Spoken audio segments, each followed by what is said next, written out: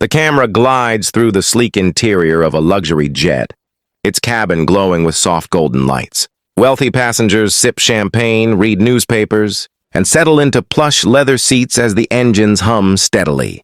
Everything suggests calm and control until a piercing sound rips through the air. A baby's cry, not a gentle whimper, but a sharp, relentless wail that cuts into every corner of the cabin. Passengers shift uncomfortably. A woman in pearls presses her hands over her ears. A man in a business suit mutters, "Can't he do something?" The irritation spreads like wildfire, their whispers clashing with the cries. At the center of it all sits a man who rarely loses control, the billionaire. His presence is usually commanding, his sharp eyes and tailored suits enough to silence boardrooms. But now, he looks nothing like the man seen in headlines. His hair is disheveled, his suit jacket half open, his expensive tie hanging loose. In his arms, the small baby thrashes and cries, red-faced and inconsolable. He rocks the child awkwardly, bouncing too fast, then too slow. "Please, sweetheart." "Please calm down," he murmurs, his voice low, nearly cracking. It's clear he adores the child but doesn't know how to soothe her. For all his power and wealth, he is utterly helpless. Two flight attendants hurry over, their smiles strained. One offers a warmed bottle. The other jingles a toy shaped like a silver rattle. They coo, they comfort.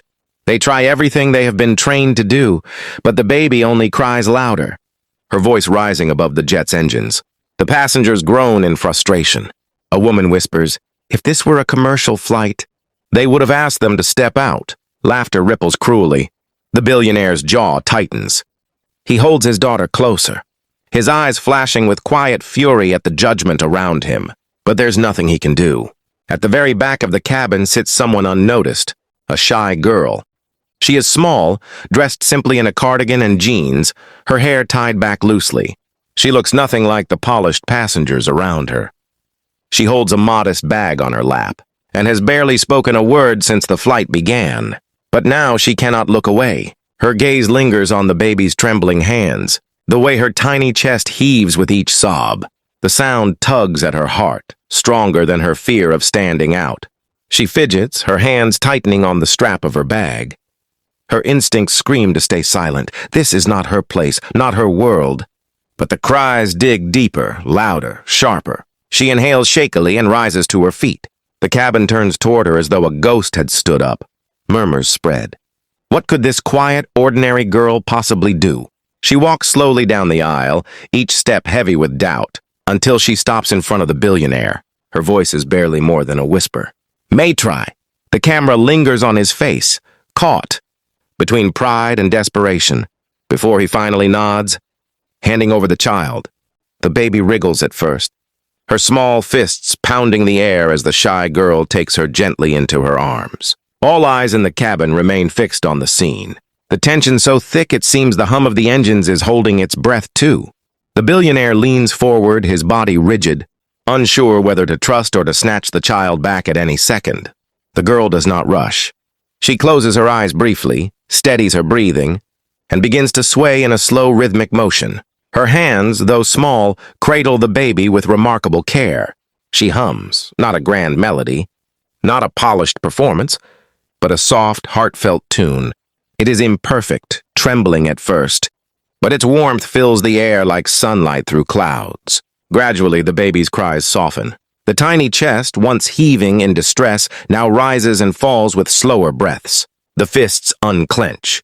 The little fingers curl around the fabric of the girl's cardigan. A hush sweeps across the cabin as the wails become whimpers, then sighs and finally silence. Passengers stare in disbelief. The woman who once scoffed now lowers her eyes, ashamed.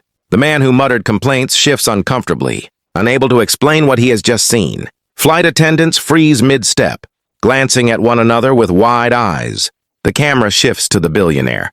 His powerful frame leans back into his seat, but his eyes never leave his child. His expression, once tense and cold, softens with something almost unfamiliar.